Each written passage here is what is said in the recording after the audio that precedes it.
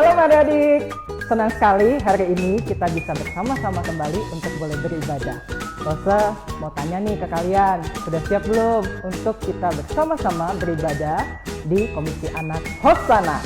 Nah, yuk Rosa ajak kita semua menaikkan satu pujian. Yuk ayo ke sekolah minggu.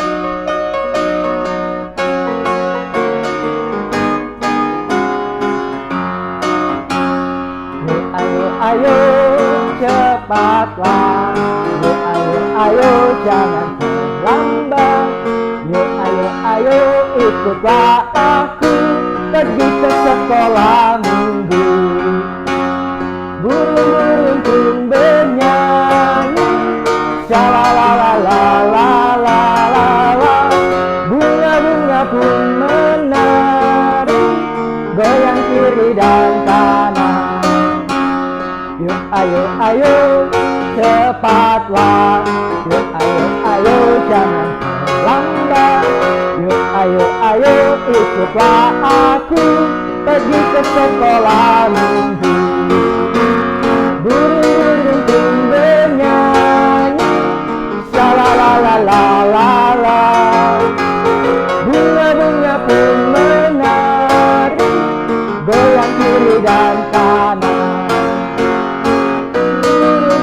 Bernyanyi, shalalalalala, bunga-bunga pun menari, goyang kiri dan kanan. Adik-adik, setelah kita siap, mari kita lipat tangan kita tutup mata kita berdoa kepada Allah Bapa. Bapa Surgawi, sungguh kami bersyukur buat hari ini kami boleh menikmati kebaikan Tuhan sehingga kami boleh bersama-sama beribadah di saat ini. Kami berdoa, Tuhan pimpin kami, Tuhan bimbing kami ingin memuji, memuliakan nama Tuhan. Kami berdoa di dalam nama Tuhan Yesus Kristus. Amin. Adik-adik, mari kita bersukacita bersama-sama untuk memuji nama Tuhan. Kita naikkan pujian, happy ya, happy ye, saya senang jadi anaknya Tuhan.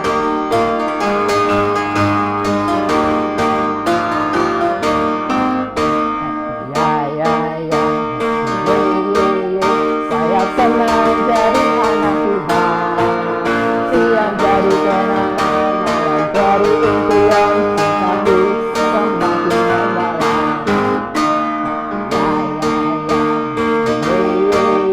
Saya senang jadi anak Tuhan, siang jadi kenangan, malam jadi impian tapi semakin mendalam.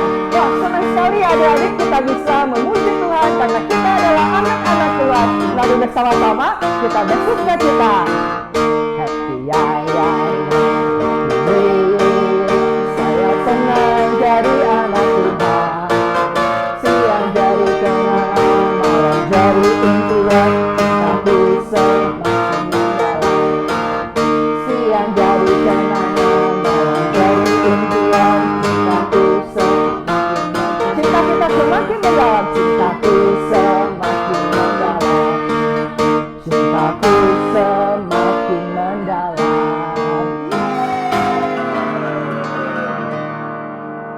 Adik-adik, saat ini mari kita siapkan hati kita untuk boleh mendengarkan cerita dari loso-loso kita di kelas kita masing-masing. Saat ini kita minta Roh Kudus menolong kita supaya kita dapat memahami akan firman Tuhan yang disampaikan kepada kita. Kubuka hatiku Tuhan untuk firman-Mu.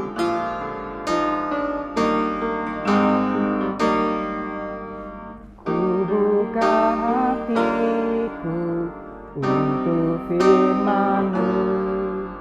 Ku ingin menjadi seperti Yesus. Berfirmanlah Tuhan, ku mau mendengar dan melakukannya setiap hari. Roh Kudus yang manis, Roh Kudus yang manis, tolong aku menuruti firman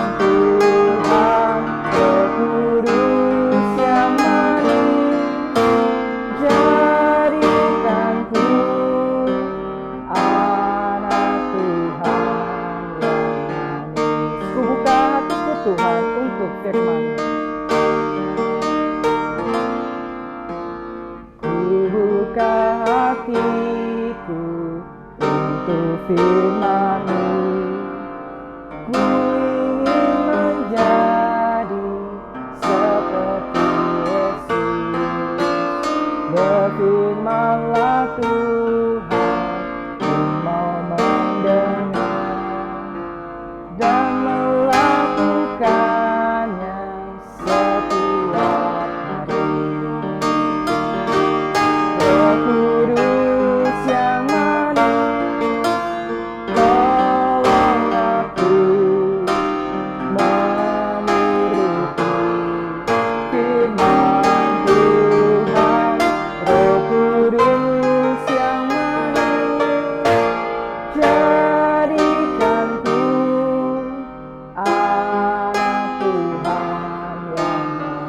Roh Kudus yang manis, Roh Kudus yang manis, tolong aku menuruti firman Tuhan. Roh Kudus yang manis, jadikanku anak Tuhan yang manis.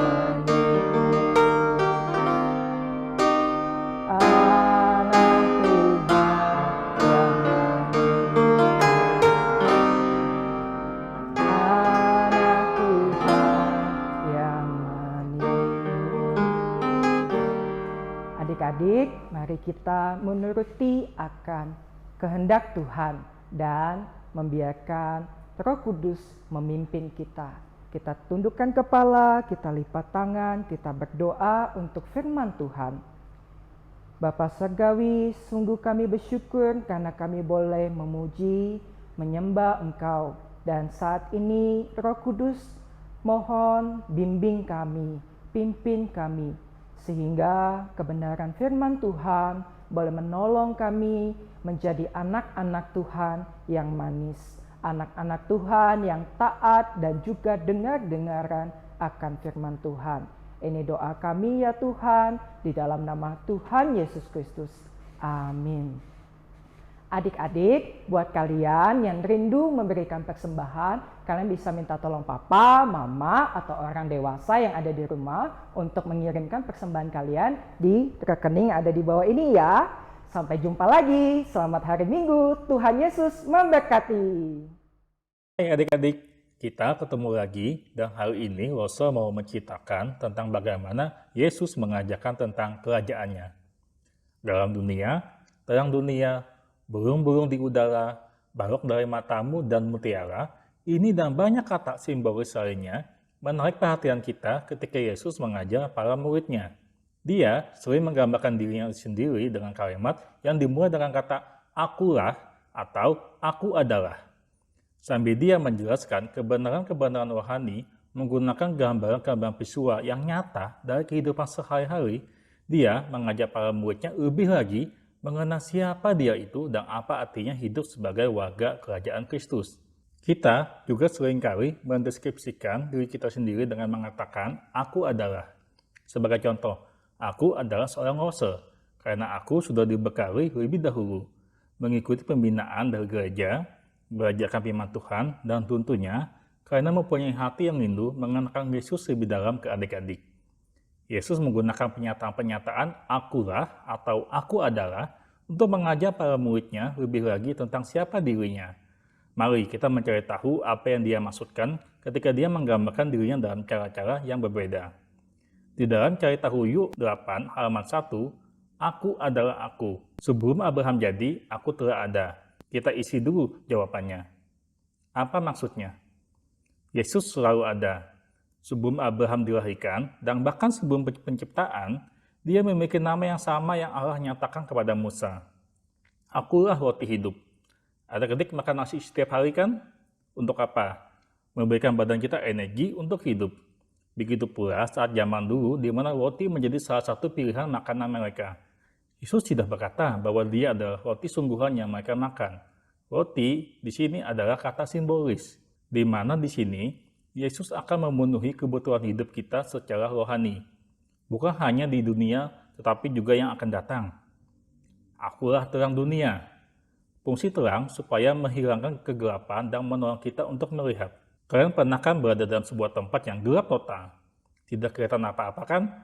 Yesus di sini mengatakan dia sebagai terang agar kita bisa melihat dunia ini dengan penyataannya, agar setiap pilihan-pilihan yang kita buat setiap harinya berada dalam bimbingan Tuhan. Akulah gembala yang baik. Yesus mengatakan ia sebagai gembala yang baik dan kita diibaratkan seperti domba-dombanya. Gembala yang melindungi, menyediakan kebutuhan dan merawat kita. Dia menyerahkan hidupnya dengan mati di atas kayu salib untuk membayar dosa-dosa kita. Ada lagi ucapan akulah yang lain.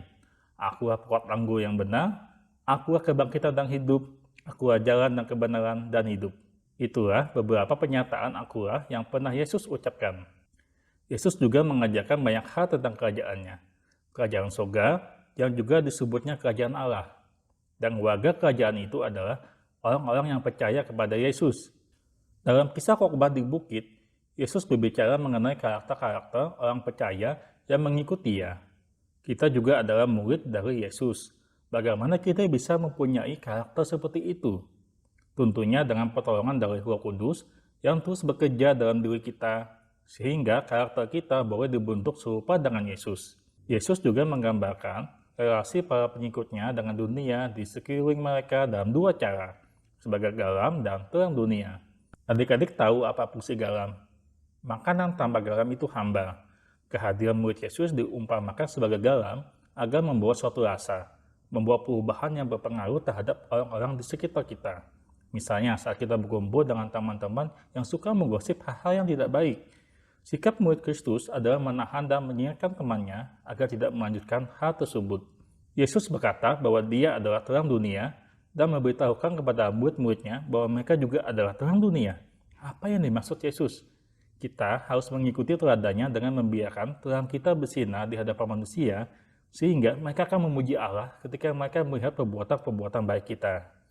Yesus juga mengajarkan kepada murid-muridnya bagaimana warga kerajaan surga itu harus menyatakan iman mereka di dalam kehidupan nyata.